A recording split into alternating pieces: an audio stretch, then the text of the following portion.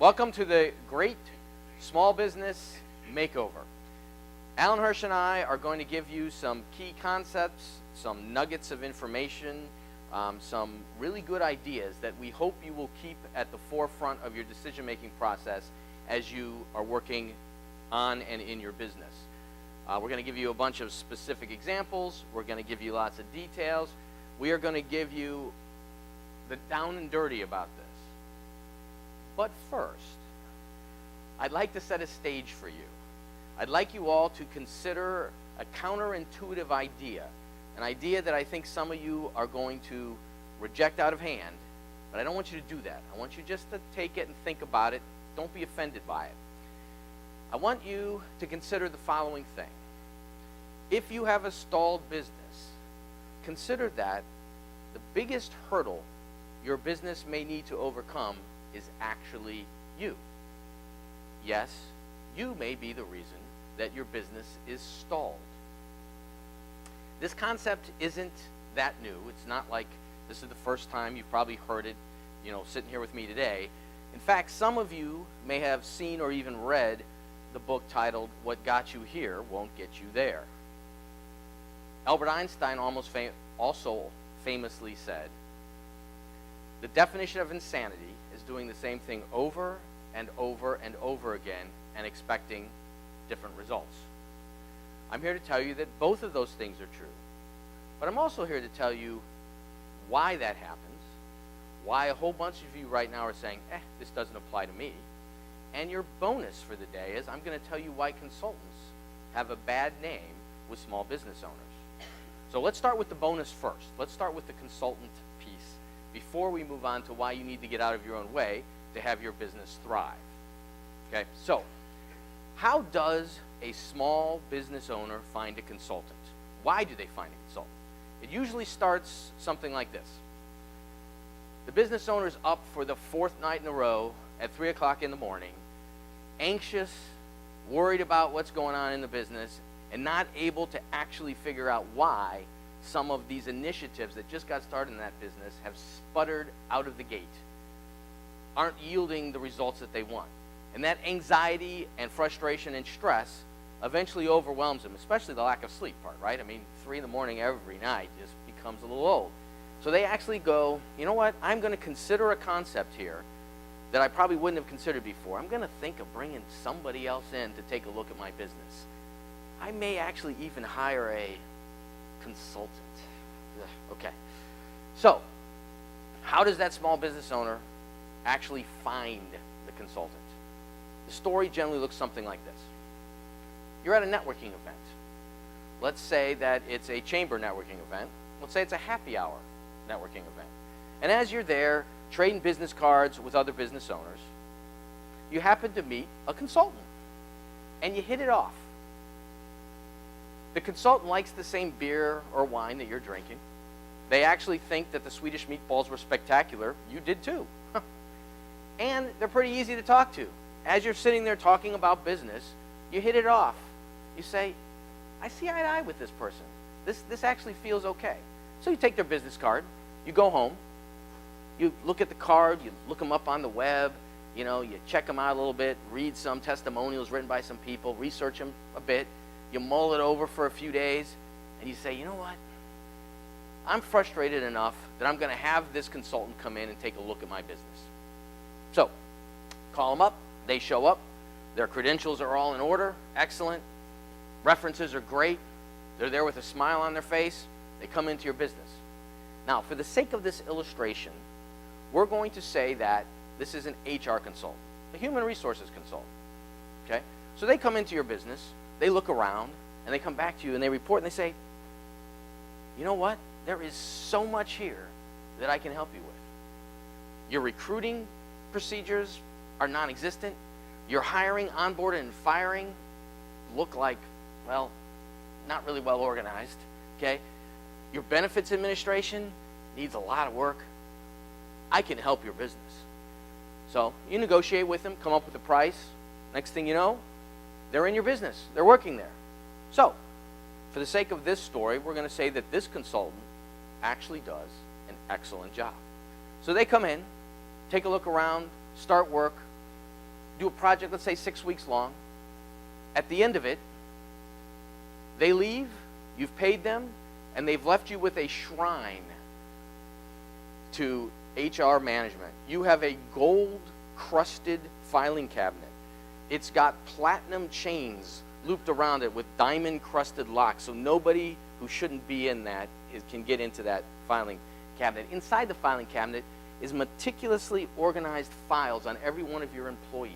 Inside those files, every T is crossed, every I is dotted. Okay? There's also a manual there of procedures. We have procedures for recruiting, for hiring, for onboarding, for firing, for benefits administration, for anything HR you can think of.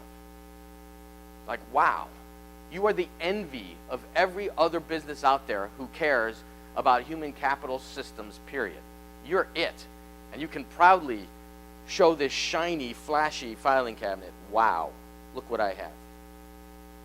So, you go back to working in your business, on your business, you're doing some stuff, and some months down the road, you look up and you say, what just happened?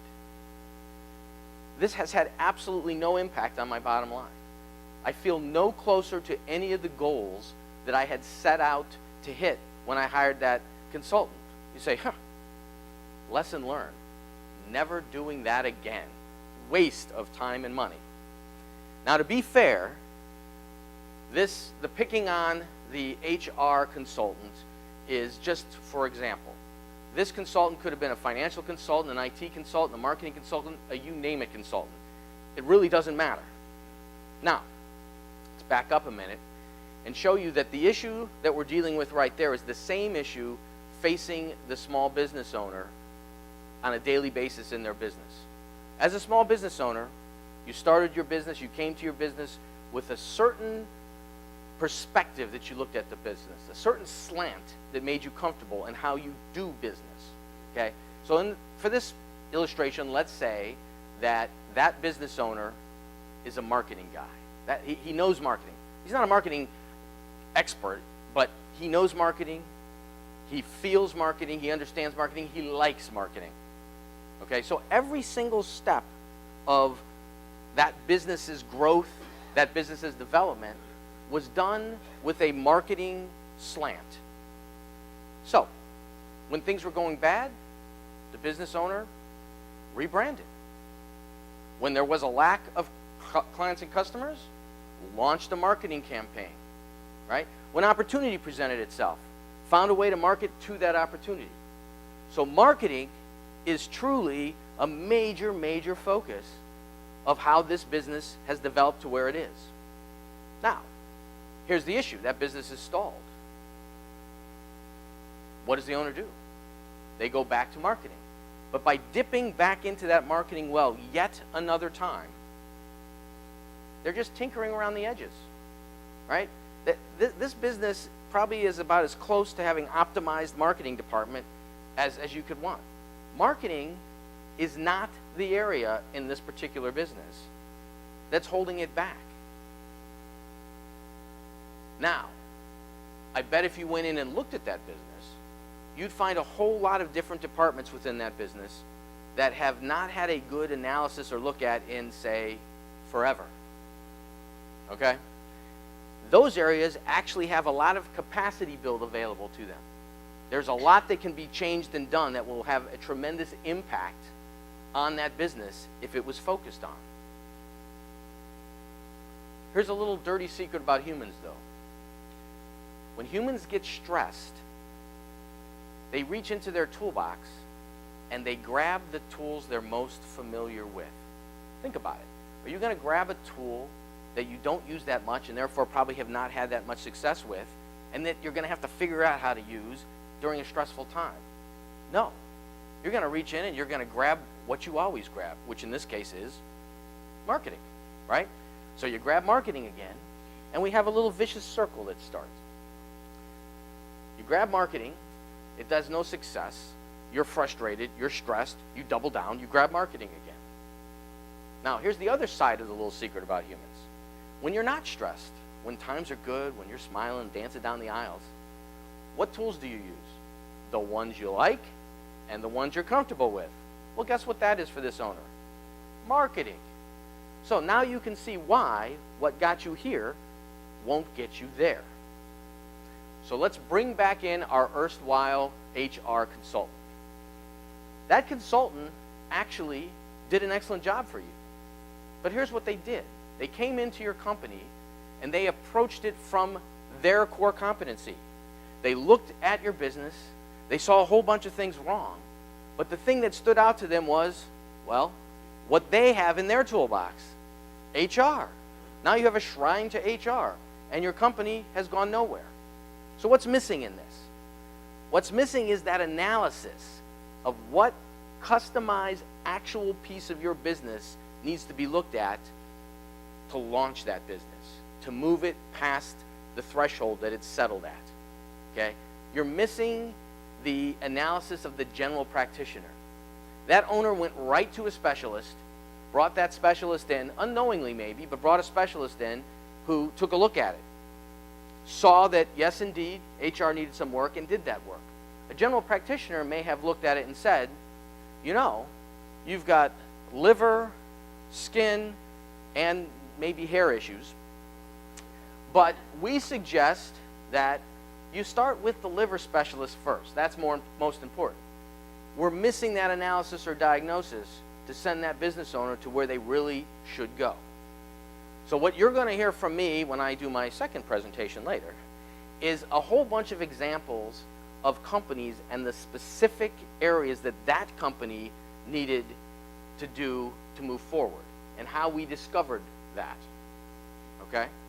But in the meantime, we have to start this conversation somewhere. So where do we start the conversation? Here's where we started. We started with business goals and motivations and the owner's behaviors in regards to those business goals and motivations. So I have worked with enough owners over time to encounter a whole lot of things that look like this. Here's my stated goals and motivations. Here's my behavior. Okay, they're not lined up. Now, this can happen for a couple of reasons. One can be that that owner hasn't decided to actually take a restock on their goals and motivations. These are goals and motivations they stated to themselves 20 years ago, have been saying it ever since, and never recognized that maybe, just maybe, those no longer actually resonate. So their behavior would lead you to what their real goals and motivations are and align. The other possibility is they're unaware of how their behaviors are actually counterproductive to achieving those goals and motivations that they state. Frequently, the business owner is more concerned about what they do and how they do it than why they do it, why they do what they do.